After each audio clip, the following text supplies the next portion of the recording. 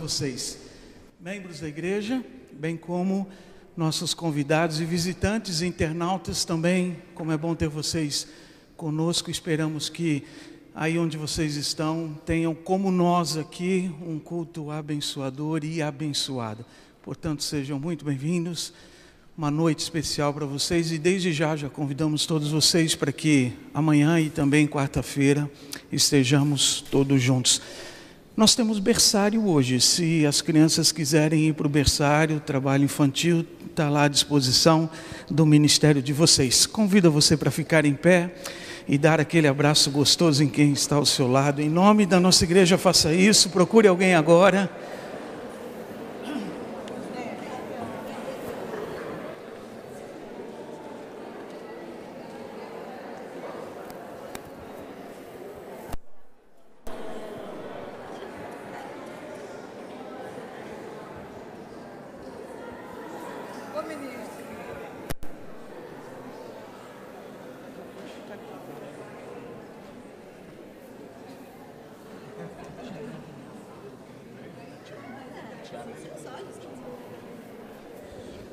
Muito bem, isso. Nosso culto fica melhor quando a gente faz isso, não é? Quando a gente demonstra amor, quando a gente toca no outro, quando a gente olha para o outro e quando a gente transmite esse calor tão especial que a gente encontra aqui nesse ambiente. Sejam todos muito bem-vindos, vocês e também os nossos internautas. Alguém se lembra qual é o tema da nossa conferência da família que começamos ontem pela manhã? Estão lembrados? Essa é a divisa. E o tema da gente? Nós temos o tema, vamos ler todos juntos o tema, com aquela pequena alteração que o pastor propôs ontem. Começa com família o nosso tema. Vamos dizer então, todos juntos? Família, onde a vida começa e o amor. Não é assim, pastor? Foi isso que o pastor pensou? Isso, muito bem, família. Na família, onde a vida começa e o amor nunca acaba. Eu não sei se vocês já prestaram atenção nesse tema, mas tem tudo a ver com a gente, não é isso? Não só a ver com a gente como família de sangue, mas a família espiritual. Daqui a pouco vamos ler alguns textos que falam da grande família, a família espiritual. E a divisa, bem pequena, mas importantíssima, até porque encontramos na palavra de Deus, é parte de um versículo. Vamos ler então a divisa: o amor jamais... É assim mesmo, de verdade, assim, na nossa prática do dia a dia, o amor jamais acaba. Tem que ser assim, não é? A gente tem que se dispor a isso. O amor jamais acaba. É uma decisão, não é só sentimento. É uma decisão. Jamais acaba o amor. Podemos cantar juntos o nosso hino oficial que aprendemos ontem? Vamos ficar em pé. Hoje a gente tem o cello ajudando a gente. Não temos os metais como ontem, nem a bateria, mas cello está aí, piano, contrabaixo. Nós vamos cantar o hino oficial. Relembrar, né? Eu acho que ontem deu para aprender. Ele é muito fácil, tranquilo, e a nossa igreja é muito musical, não tem dificuldade nenhuma em aprender novos hinos. Vamos cantar então.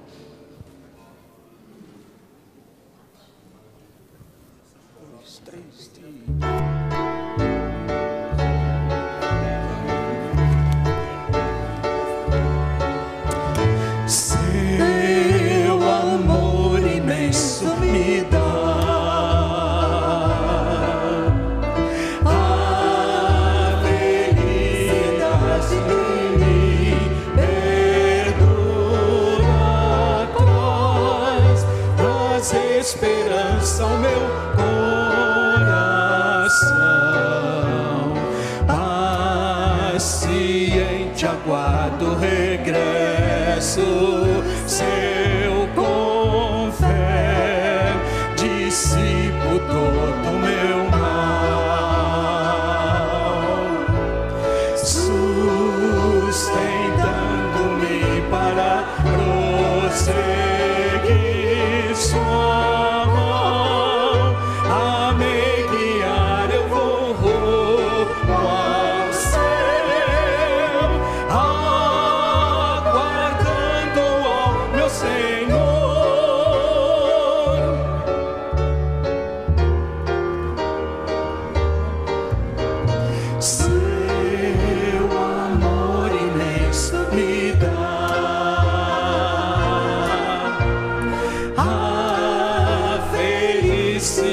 De quem me perdoa, traz esperança ao meu coração, paciente aguardo o regresso seu, com fé dissipo todo o meu mal, sustentando-me para prosseguir sua mão, a me guiar eu vou rumo ao céu, aguardando o meu Senhor,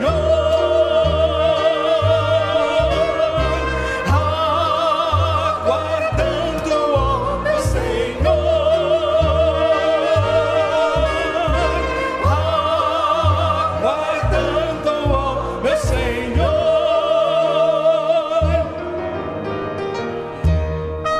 Amém, irmãos? Esse amor que está sempre conosco, do início até o fim, quando aguardamos o regresso do nosso Senhor. Que bom essa mensagem. Vamos nos assentar agora. Isso, meu coro. Muito bem. Hoje o coral Osana, coro feminino de nossa igreja, vai participar. A irmã Nancy pode trazer as nossas meninas. Vamos ouvir essas duas mensagens, entendendo que é Deus falando conosco através desses textos.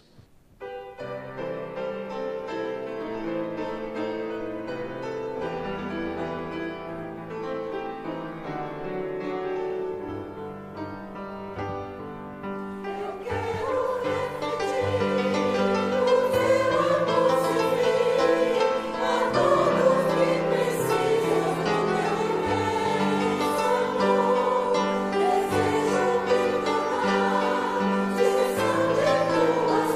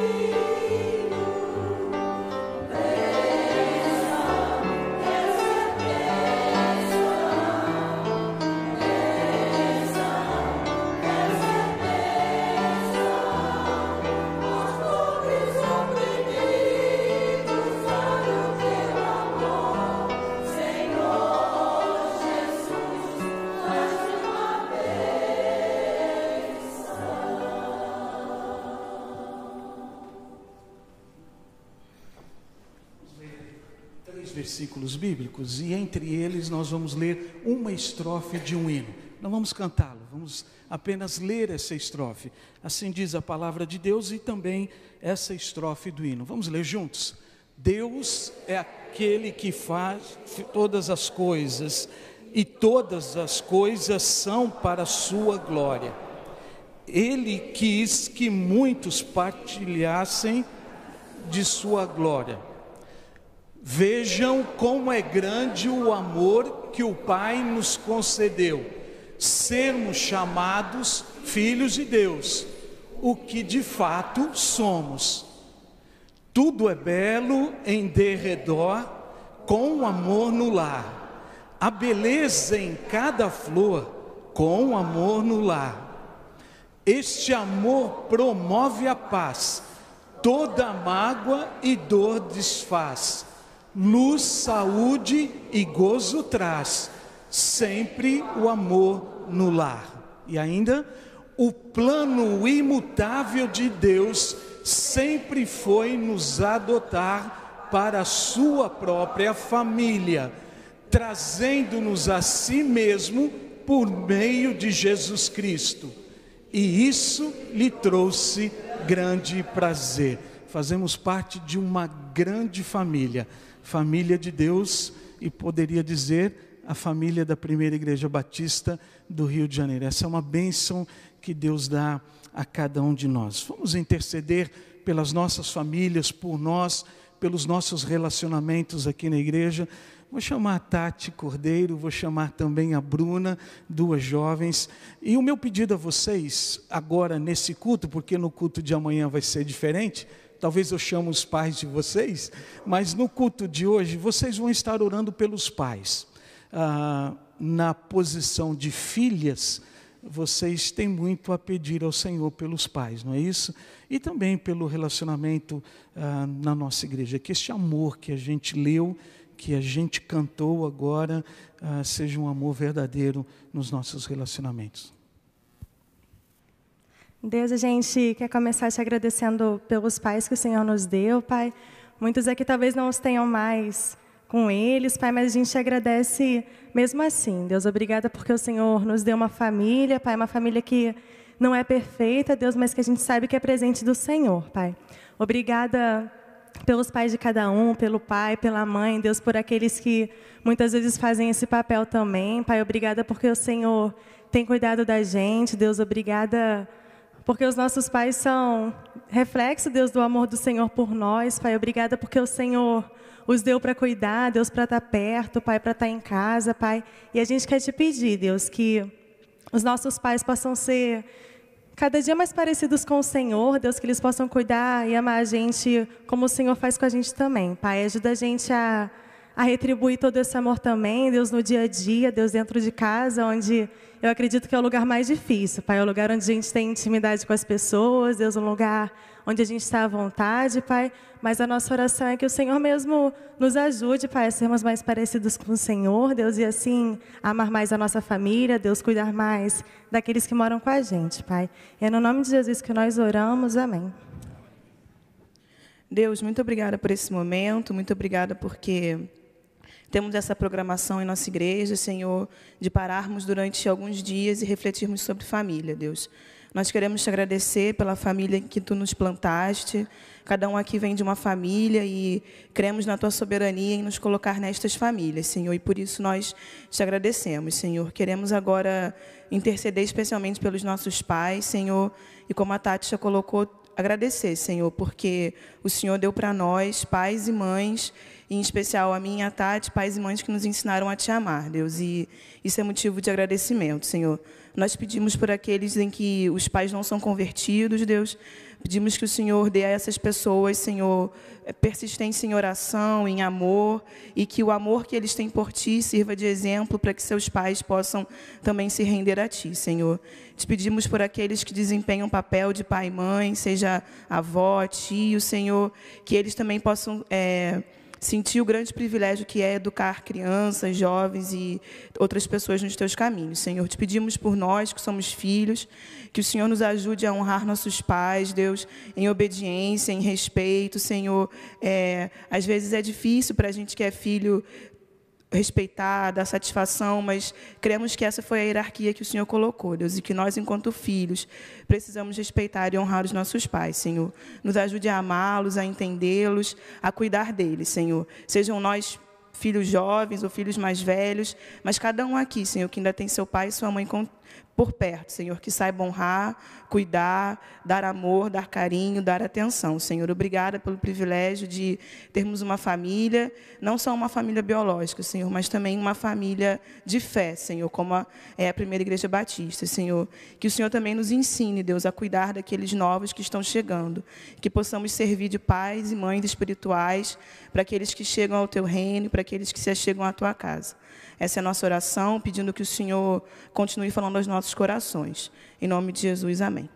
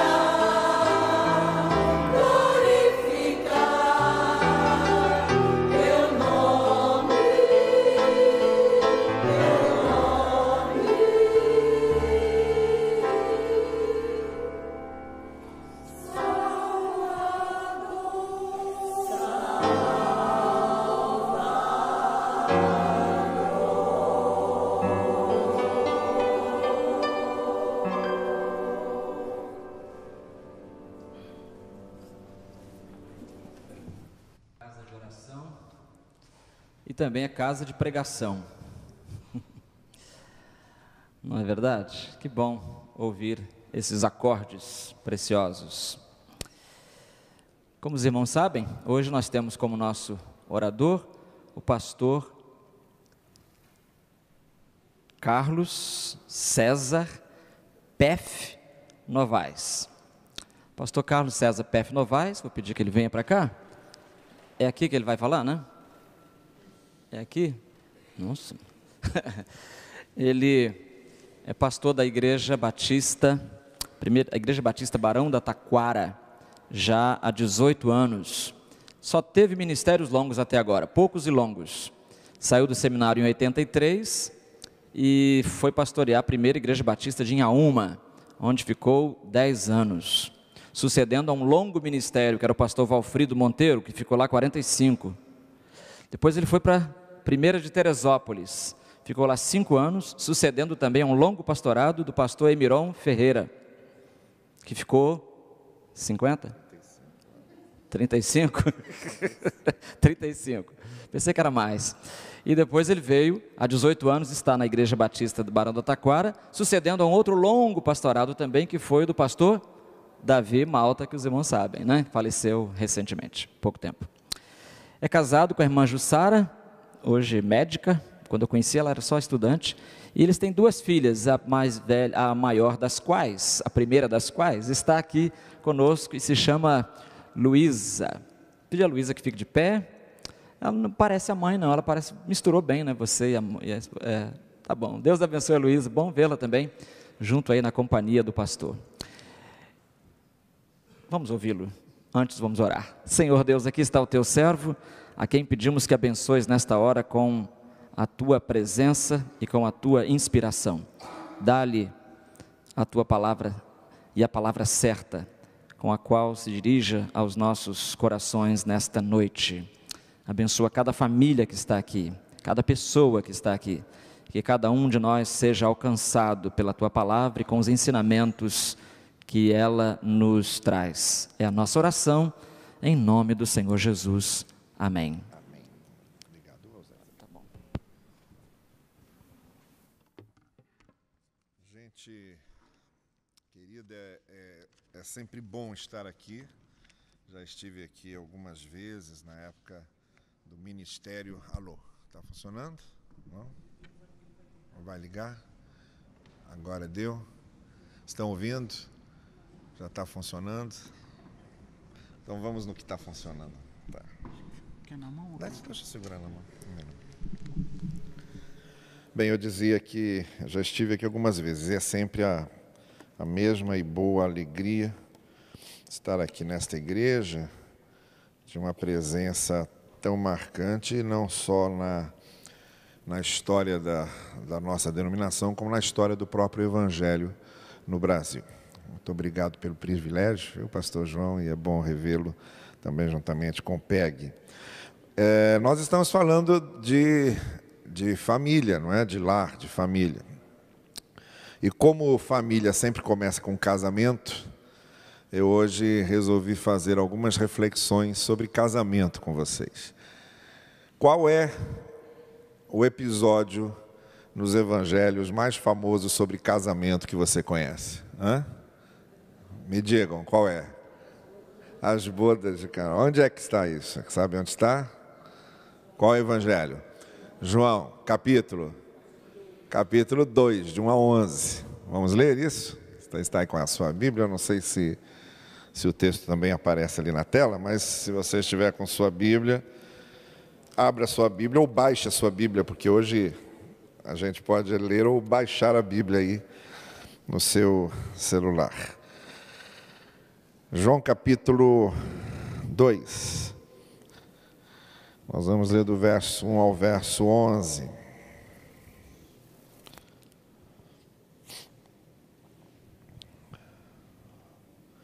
No terceiro dia houve um casamento em Caná da Galileia. A mãe de Jesus estava ali. Jesus e seus discípulos também haviam sido convidados para o casamento.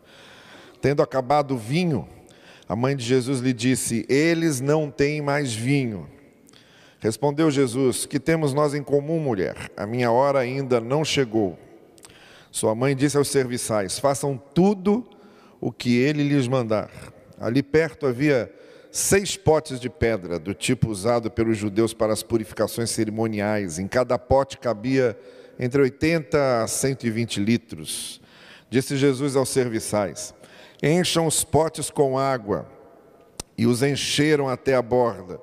Então lhes disse: agora levem um pouco do vinho ao encarregado da festa. Eles assim o fizeram. E o encarregado da festa provou a água que fora transformada em vinho, sem saber de onde este viera, embora o soubessem os serviçais que haviam tirado a água. Então chamou o noivo e disse: todos servem primeiro o melhor vinho, e depois que os convidados já beberam bastante, o vinho inferior é servido, mas você guardou o melhor até agora. Este sinal miraculoso em Caná da Galileia foi o primeiro que Jesus realizou, e revelou assim a sua glória, e os seus discípulos creram nele. Muito bem, é isso. Como eu dizia, Quando a gente pensa em família, a gente tem que lembrar que família começa com casamento, e quando surge um novo núcleo familiar, uma nova célula familiar, normalmente surge por causa também de casamento. E então o casamento é esse primeiro momento, primeiro passo na formação de um lar, na formação de uma família. Agora, o que nós vamos fazer é refletir sobre o que a palavra de Deus ensina a respeito disso, de relacionamento conjugal, de casamento, de relacionamento com o nosso cônjuge, com o nosso parceiro, nosso companheiro. Em especial, o próprio Senhor Jesus, por ocasião ali do seu primeiro milagre, fez num cenário de casamento. O primeiro milagre de Jesus foi feito justamente numa festa de casamento. As festas eram muito importantes para os judeus, vocês sabem disso. Tudo o judeu comemorava, tudo eles dançavam, tudo eles cantavam. Havia motivo de festa em várias datas do calendário religioso. O casamento também era uma festa. Era uma festa tão especial que às vezes tinha casamento que durava 7 dias. Festa de casamento durante 7 dias. Imagine, os noivos hoje não estão com muita coragem de assumir casamento. Imagine se tivesse que pagar uma festa de 7 dias. Aí é que iam fugir mesmo. Mas às vezes havia uma semana de casamento. E foi numa dessas festas que o Senhor Jesus esteve, que é justamente o texto que nós lemos agora. O Evangelho de João ele é montado em 2 relevos. No primeiro momento, João selecionou 7 milagres de Jesus, que ele chama de 7 sinais, que são sinais que apontavam para a sua divindade. Até o capítulo 11, você tem a descrição desses 7 milagres de Jesus selecionados por João. Começando com esse, que foi o primeiro milagre, e o 7º foi a ressurreição de Lázaro no capítulo 11. Depois do capítulo 12 até o final, é a parte do Evangelho de João que vai narrar o último discurso de Jesus para os seus discípulos e, como consequência disso, a paixão, a morte e a ressurreição de Jesus. Então o Evangelho de João é dividido assim, nessas 2 partes. Portanto, nessa primeira parte, é a parte que vai narrar os sinais do Filho de Deus. O primeiro sinal, o primeiro milagre que Jesus faz é justamente numa festa de casamento. E é exatamente nesse texto que narra esse milagre de Jesus que eu gostaria de refletir com vocês algumas coisas. Esse texto pode ser usado de diversas maneiras. Eu gostaria de usá-lo essa noite, tentando extrair dele alguns princípios fundamentais para que casamentos sejam casamentos saudáveis, equilibrados, bem aproveitados e sejam uma realização.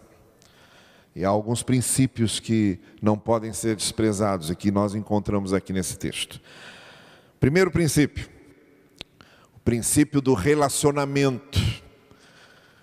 O texto começa dizendo que Jesus e seus discípulos foram convidados para um casamento, isto é, a família de Jesus, a família do noivo e da noiva, tinham algum tipo de relacionamento com Jesus, com a mãe de Jesus. Ela era uma das convidadas e, por extensão, também Jesus Cristo, e por extensão, seus discípulos. Todo mundo foi convidado para estar lá.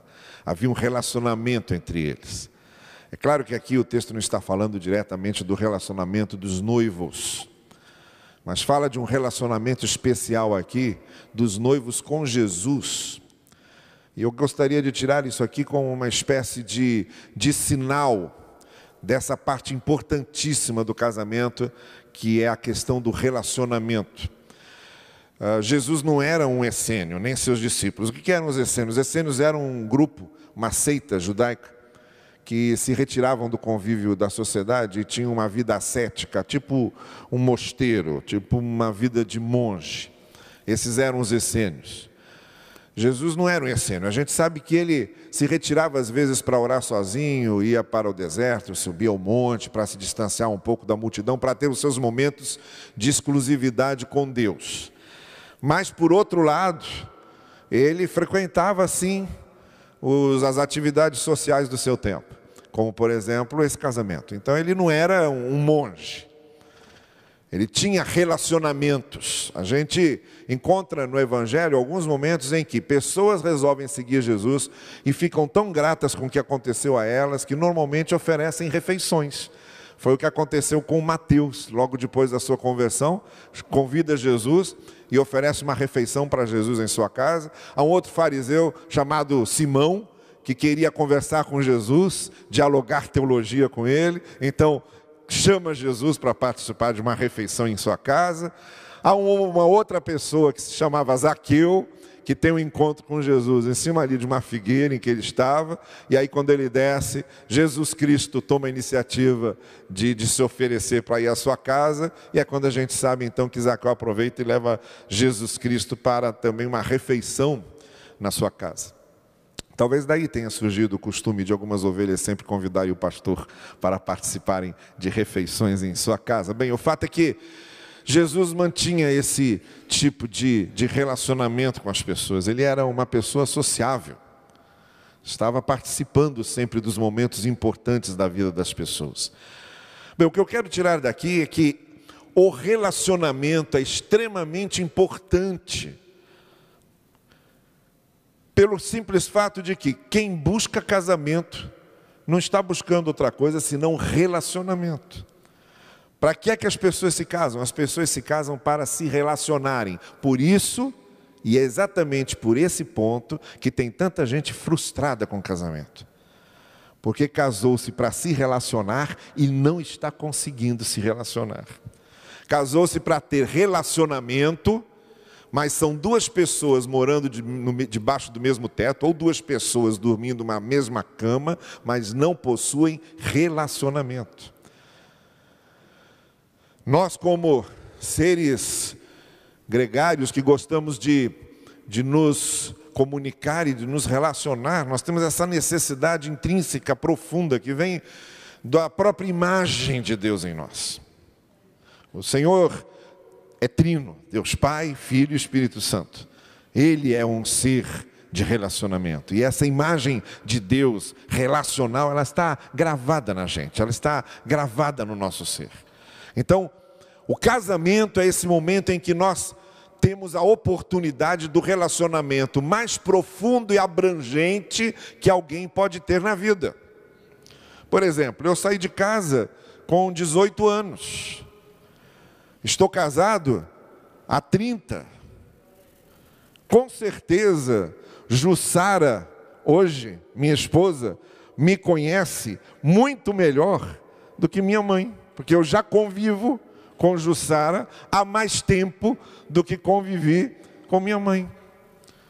E o casamento, ele tem essa potencialidade de tornar você a pessoa mais íntima do outro, a que mais conhece você, a que mais analisa você, a que mais percebe suas peculiaridades, suas idiosincrasias, suas distinções.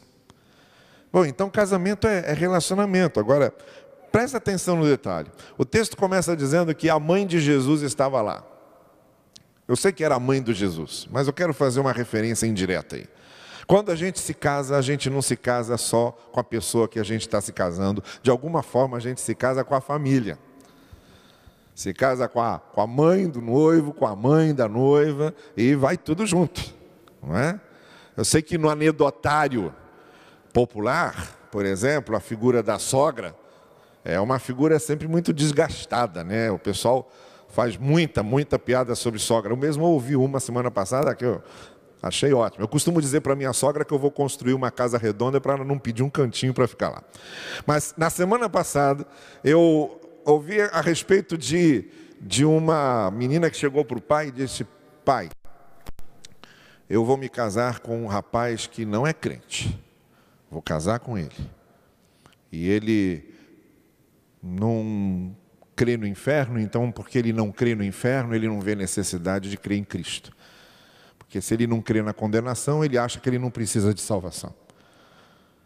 Aí o pai disse para ela assim: minha filha, não tem problema não, vai em frente. Porque quando ele começar a conviver com a sua mãe, ele vai descobrir logo que existe inferno, e aí ele vai se converter.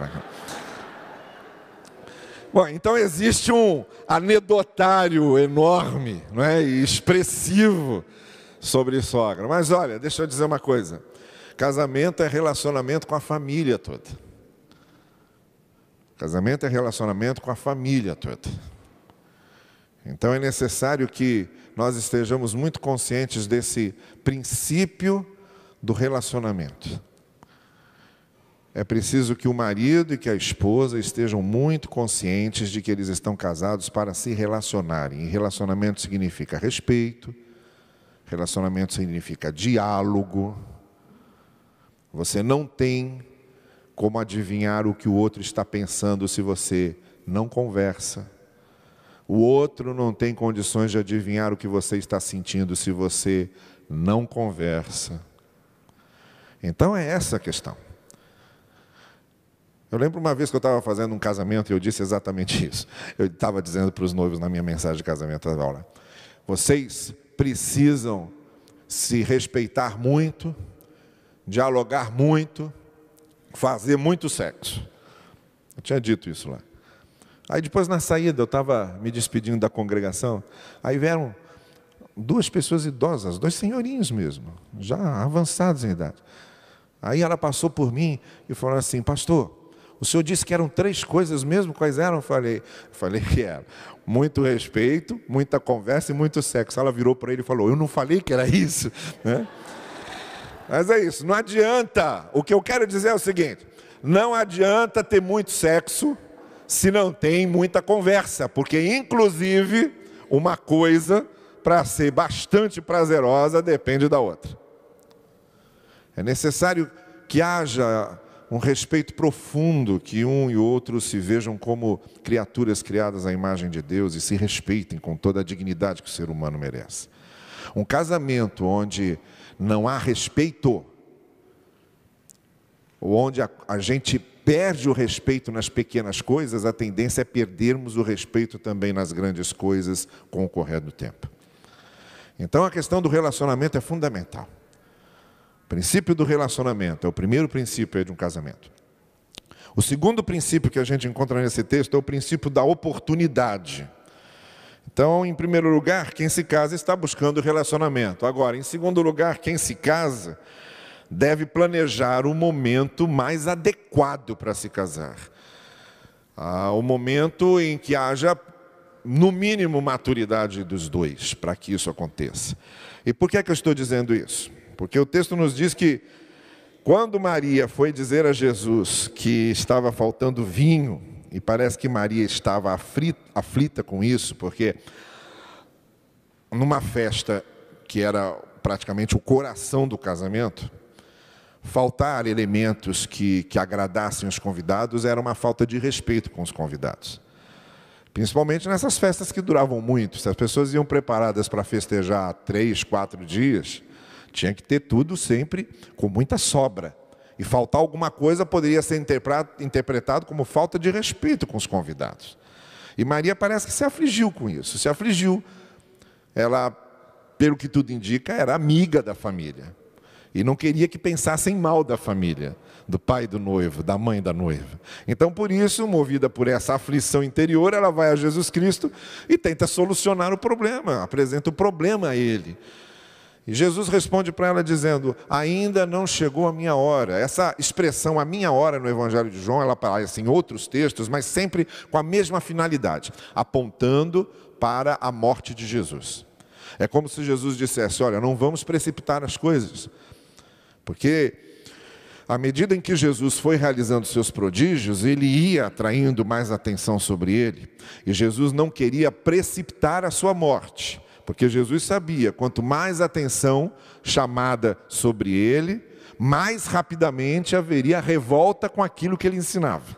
Mais as pessoas, e principalmente mais os líderes religiosos do judaísmo, iam parar para ouvir e prestar atenção.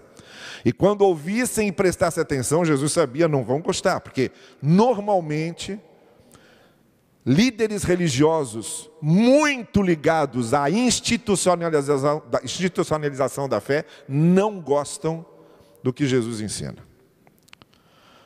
A grande verdade é essa, quando nós institucionalizamos demais a fé, nós começamos a desgostar das coisas simples que Jesus ensina.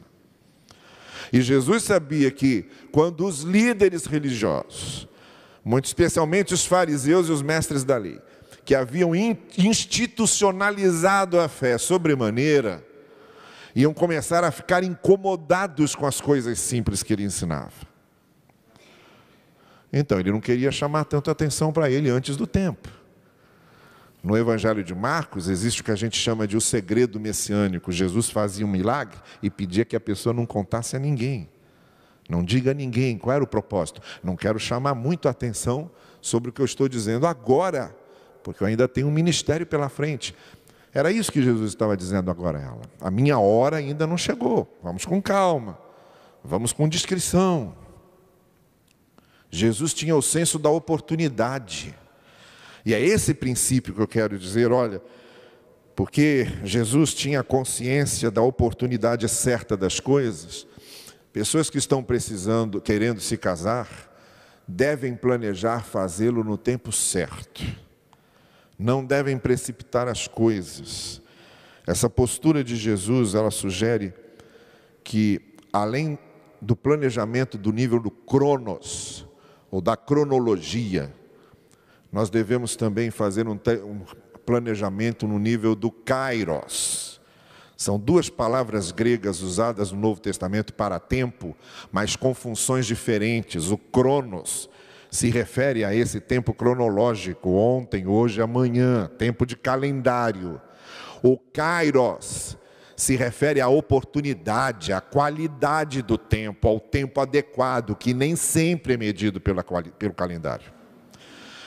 E Deus não trabalha muito com o tempo cronos. Deus trabalha mais com o tempo kairos. O que é que Pedro diz? Para Deus, 1000 anos é como se fosse um dia, e um dia como 1000 anos. Deus não se prende aos nossos calendários. O trabalho de Deus é diferente. A gente vê muito isso no livro de Atos. O livro de Atos é um dos melhores livros para a gente perceber que Deus não segue muito o calendário da igreja. Normalmente, quando ele não concorda com o calendário da igreja, ele age por fora. Quando os apóstolos quiseram substituir Judas, eles elegeram Matias. Deus não queria Matias para substituir Judas.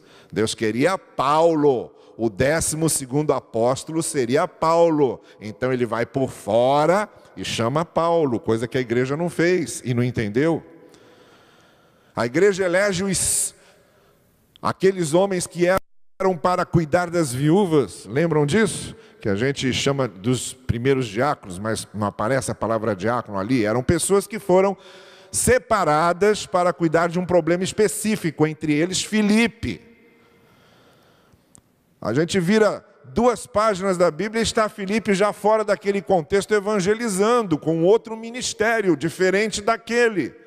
Porque o Espírito de Deus conduziu Filipe para outra coisa, que não foi exatamente aquilo para o que a igreja havia separado Filipe. Quantas e quantas vezes a gente vê Paulo dizendo, e eu quis lá, e o Espírito não permitiu. O livro de Atos é um livro ótimo para a gente ver que nem sempre a igreja está no compasso de Deus. E que Deus tem o seu próprio tempo, Deus tem o seu cronos. Enquanto a igreja muitas vezes trabalha, Deus tem o seu kairos, enquanto a igreja trabalha muitas vezes só com o cronos. O que Jesus Cristo está dizendo aqui para Maria é que, olha, você está pensando em termos de cronos, eu estou pensando em termos de kairos, em termos de tempo certo, tempo adequado, qualidade do tempo. Bem, o que eu quero dizer é que, além do princípio do relacionamento, pessoas que querem se casar precisam ter mais a consciência do kairos, do tempo adequado, do tempo oportuno, do que propriamente do cronos, do calendário. Há primeiro um calendário interior que precisa ser respeitado.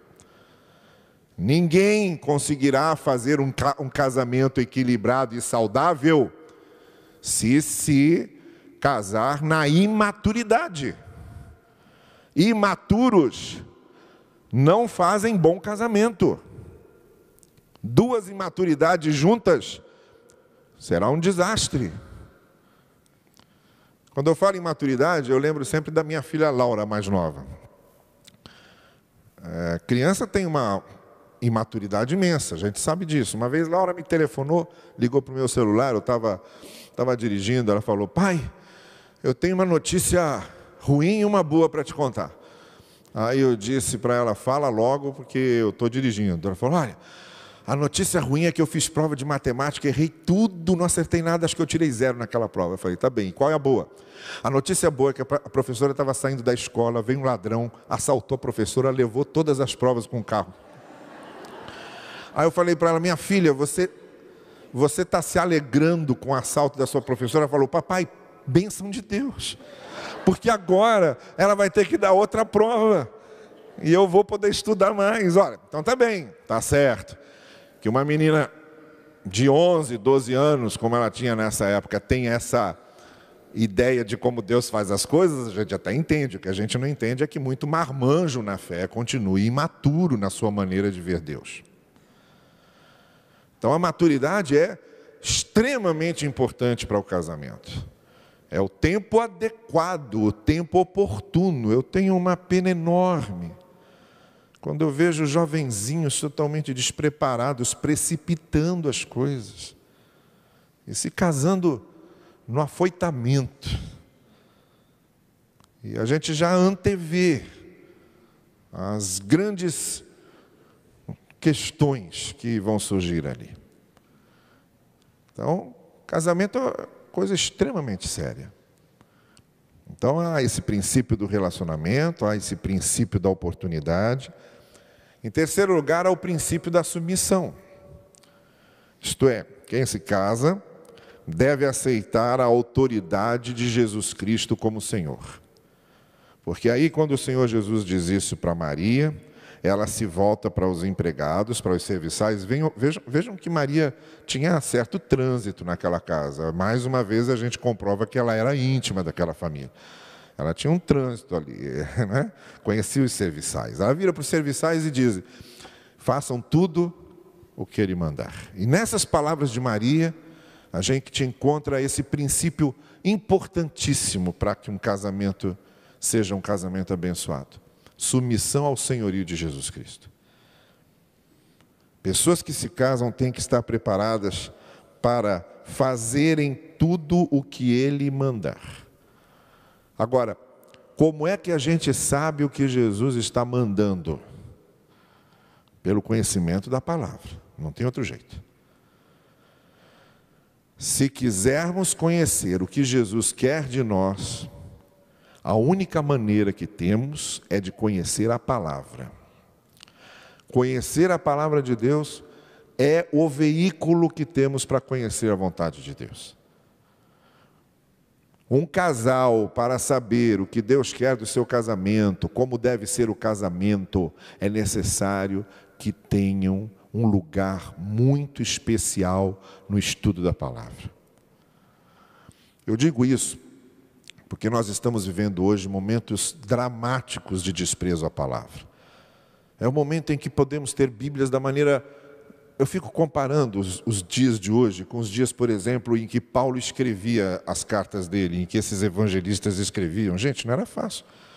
Eram pergaminhos, sabe? E era um processo caríssimo. Por isso que eu costumo dizer, nenhuma palavra se perde, porque essa gente tinha que pensar muito antes de escrever. Não era como você hoje está lá e deleta, está lá e deleta, está lá e deleta. É igual a fotografia. O tempo bom era aquele tempo da fotografia do filme, que você tinha 12 fotos, 24 poses, 46, né? Lembram desse negócio? Então você tinha que escolher muito bem do que você tirava a foto. Você tinha que escolher muito bem. Hoje virou uma bagunça. Tira foto de tudo. Por quê? Porque está fácil se descartar. Não deu certo, você descarta. Não deu certo, você descarta. Naquele tempo, não. Para se escrever, você não podia descartar. Era muito caro o processo. Então, eles escreviam, pensavam muito antes de escrever. Nenhuma palavra se perde. Cada palavra aqui está no lugar certo e quer dizer uma coisa. Então, o que eu estou querendo dizer para vocês é que temos que conhecer a palavra. Hoje temos essa facilidade de ter a palavra e um desinteresse imenso pela palavra.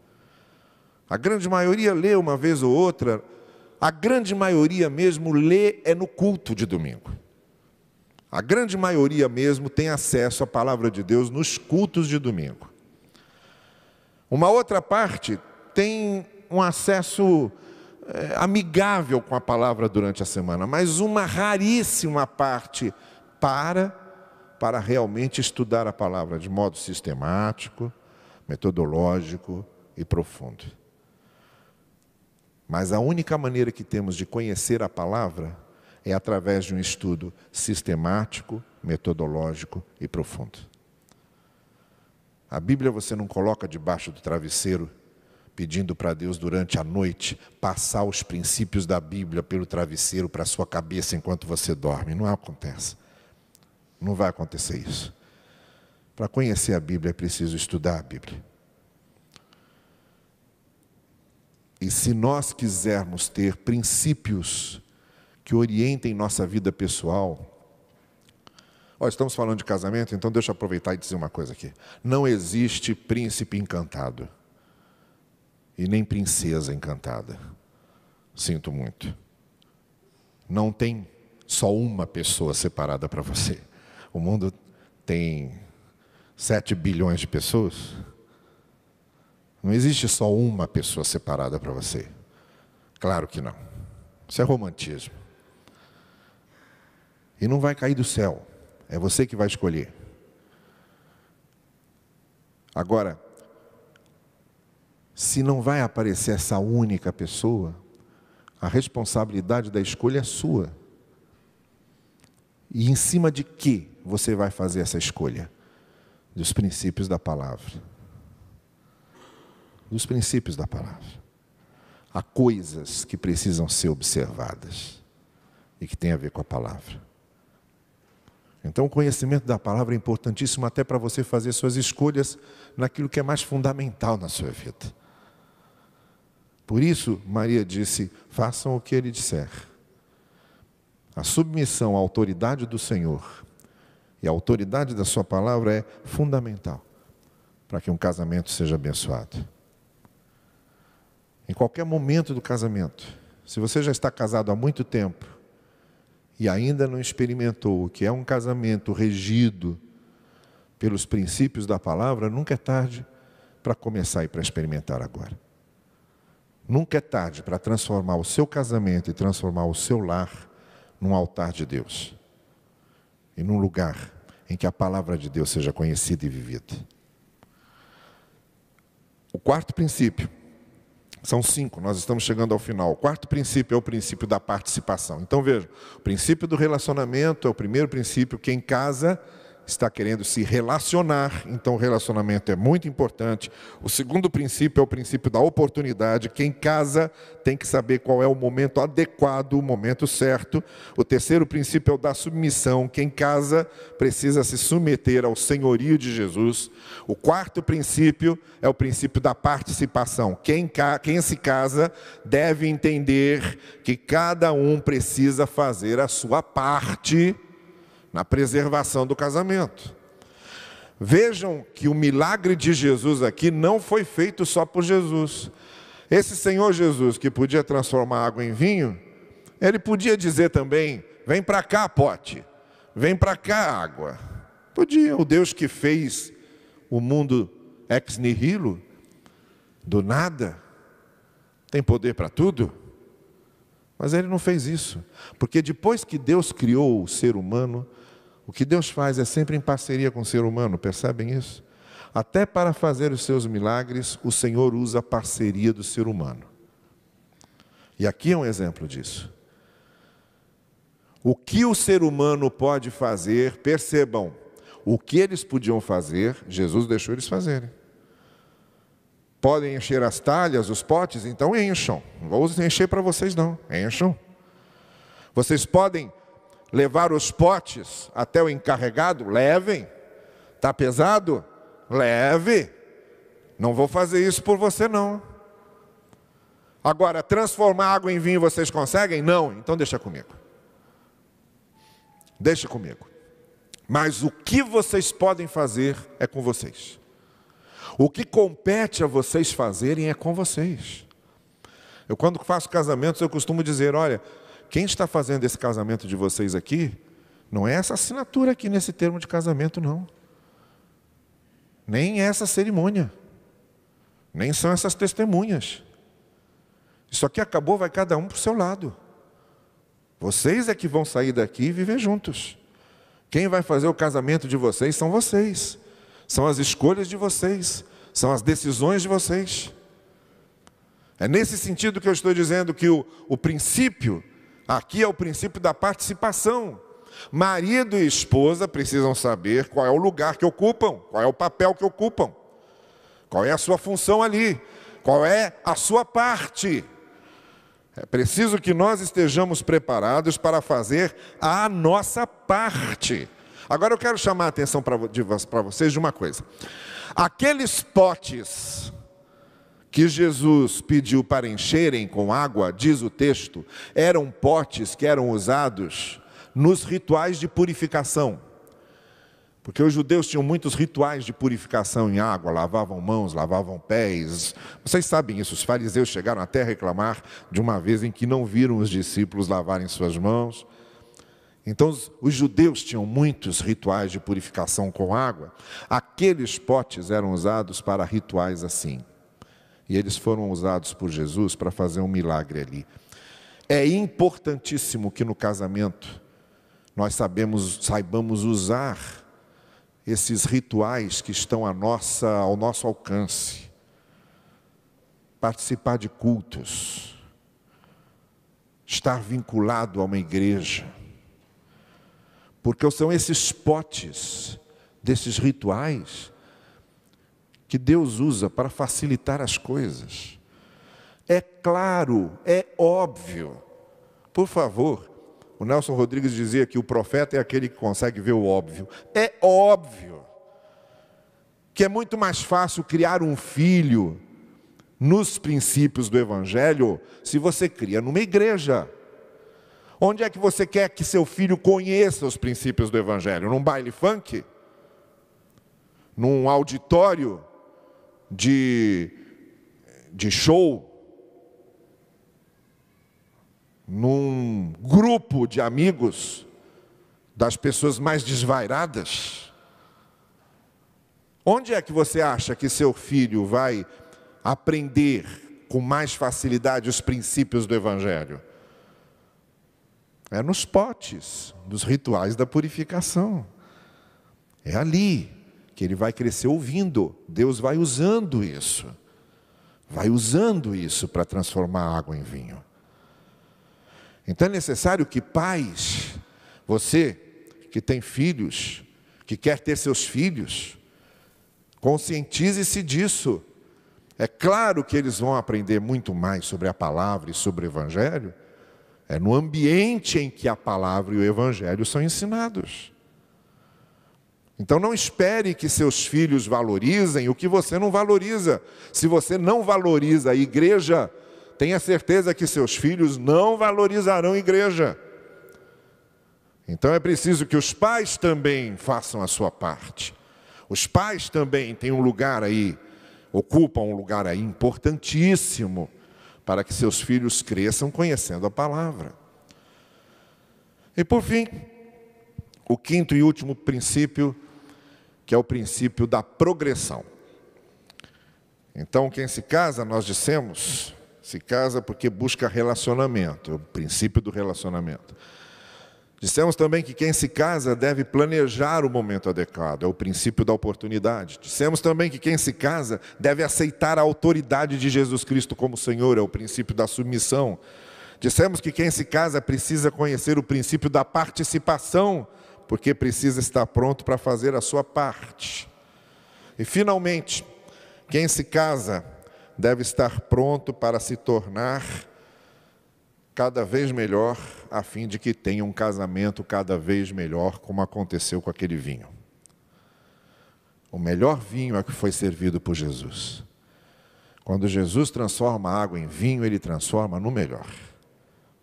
E o casamento, o relacionamento em família, o relacionamento conjugal, tem que ser algo que vá progredindo, que vá melhorando, que vá se aperfeiçoando e não indo escada abaixo. O princípio da progressão nos diz que o casamento é feito de fases. Nós mudamos, o nosso cônjuge também muda. E aí vem o maior desafio que existe na vida conjugal, que é sabermos transitar de fase para fase. Que é saber passar de uma fase para outra.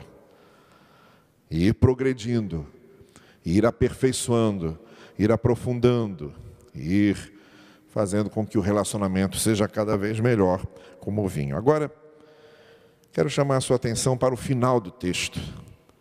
Quando então o texto diz que ali naquele casamento Jesus Cristo fez o seu primeiro milagre e que esse milagre revelou a glória de Deus e levou as pessoas a crerem nele.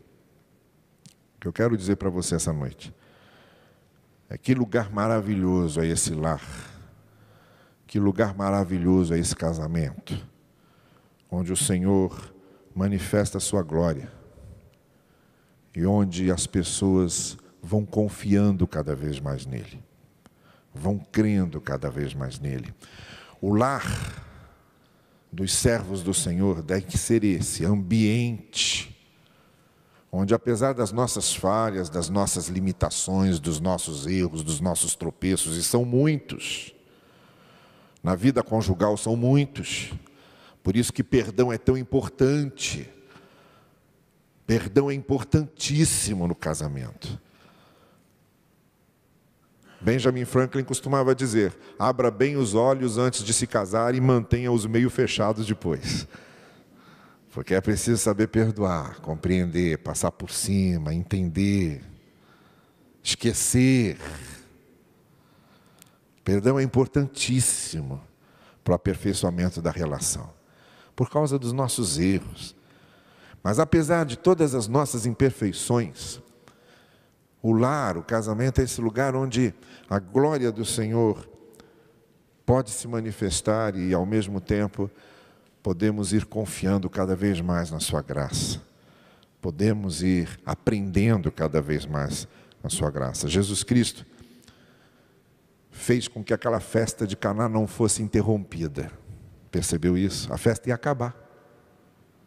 A festa ia acabar.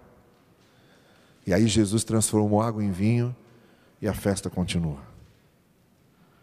Para que a festa de um casamento não acabe, para que a festa de um casamento continue, é necessário que Jesus Cristo faça essa transformação de água em vinho a cada dia. E é preciso que o Senhor Jesus vá trabalhando nossas vidas para que nós nos tornemos também cada vez mais um vinho melhor. Eu, como marido, preciso ser cada vez mais um vinho melhor. Humberto de Campos dizia que o marido é o noivo que azedou. Não é? Enquanto está noivo tudo é bom. Depois que casou, o marido deixa correr solto. Não, não deve ser assim. Eu devo ser cada vez mais um marido melhor. A esposa tem que ser cada vez mais uma esposa melhor. Para que o vinho vá ficando mais saboroso. Para que o vinho vá ficando cada vez mais valioso. Não deixemos que a festa seja interrompida. O Senhor Jesus transformou a água em vinho e disse: continuem a festa. Continuem a festa, não parem a festa. Que a festa continue. A presença de Jesus em nosso casamento é importantíssimo para que isso aconteça. Para que a festa não acabe. E Jesus está aí para dizer exatamente isso. Continuem a festa. Continuem a festa. Porque eu vou abençoar vocês. Que o Senhor assim nos ajude. Amém. Curve a sua cabeça, por favor, e vamos orar. Senhor querido, que nessa noite, o que aprendemos aqui com esse primeiro milagre de Jesus sirva para mim e para cada um de nós, para que nós possamos cada vez mais colocar em prática princípios valiosíssimos da Tua Palavra. Nós não queremos, Senhor, fazer aquela oração omissa que normalmente costumamos fazer, quando nós dizemos: Senhor, abençoa minha família. Não é essa oração omissa que queremos fazer. A oração que queremos fazer essa noite é: Senhor, usa-me para que a minha família seja abençoada. Eu quero fazer parte desse processo. Eu quero ser a porta por onde a tua bênção vai entrar no meu lar. Eu quero ser instrumento teu para abençoar minha esposa, para abençoar minhas filhas. E assim cada um de nós queremos ser instrumentos teus para abençoar nosso casamento, para abençoar nossos filhos, para abençoar nosso lar. Usa-nos como instrumentos teus, para que venha a tua bênção e para que a festa prossiga. É o que nós te pedimos em nome de Jesus. Amém. Muito obrigado. Olha, eu vou tomar essa água aqui. Eu não sei se vai transformar em alguma coisa, mas eu vou tomar.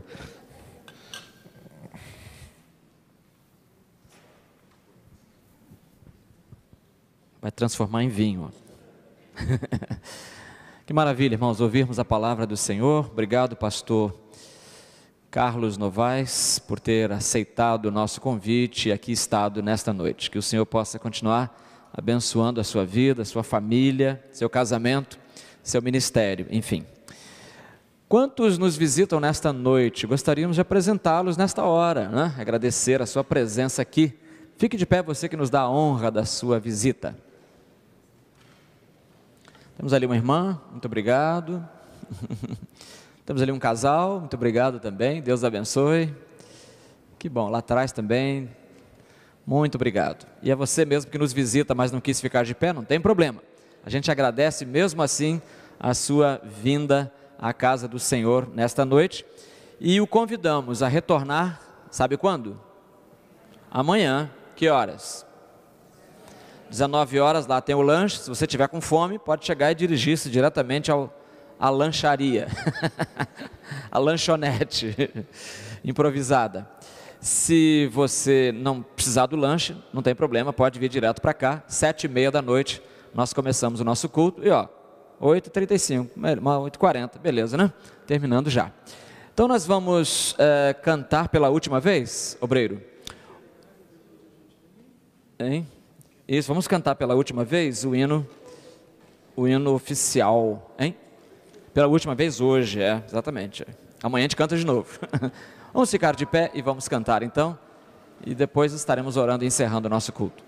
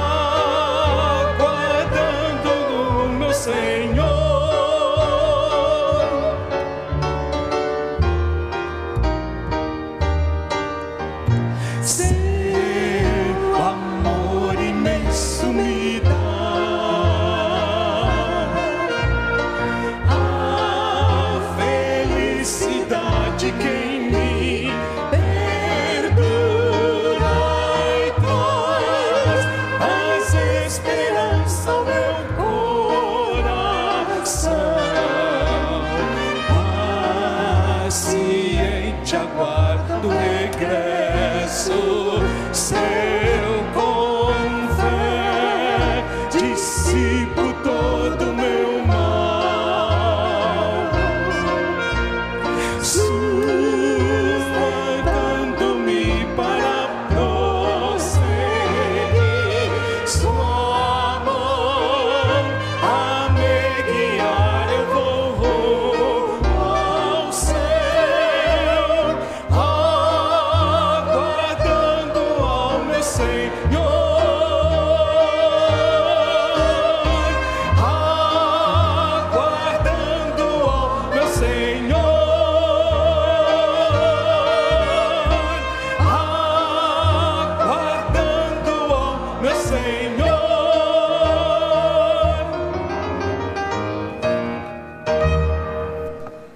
Maravilha.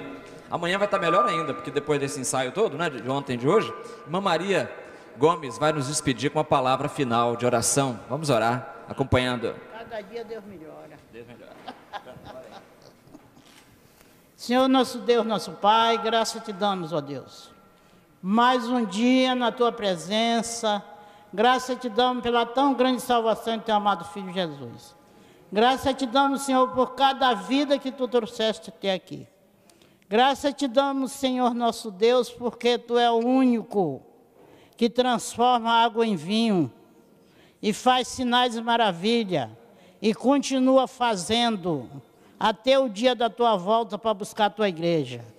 Nós te agradecemos pela vida do pastor Novaes, pela palavra que o Espírito Santo colocou na boca dele, e ele trouxe, Senhor nosso Deus, para revigorar os nossos corações. Pai querido, nós te agradecemos pela primeira Igreja Batista do Rio de Janeiro, pela pessoa do pastor João Soares da Fonseca, pela pessoa dos outros pastores que são os auxiliares dele, pelo corpo diaconal, por todo o trabalho que tem na tua casa de oração. E agora, Pai querido e amado, visita os doentes, os enfermos da tua casa, curando, repreendendo todo o mal, toda a dor, inclusive aqui do Corininho.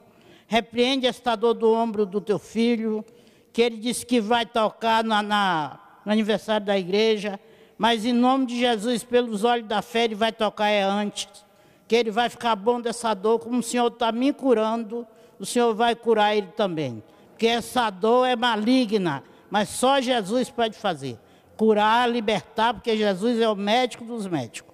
Nós te agradecemos, Pai, te louvamos pelas nossas famílias, pelas famílias que estão aqui reunidas, pelas pessoas que vieram de perto e de longe, pelo trabalho da internet que está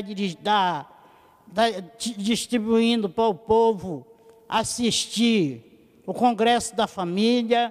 Senhor, glória te damos, ó Deus, porque tu és santo, santo, santo, e a terra está cheia da tua glória.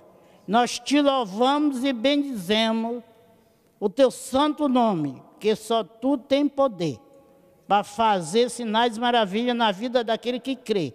E nós criamos nisso em nome de Jesus. Amém. Amém. Obrigado, irmão. Então amanhã o pastor João Reinaldo Porim Júnior, da Igreja Batista do Meia, estará conosco trazendo a mensagem. Agora você pode abraçar o seu irmão, dizer a ele boa noite em nome de Jesus.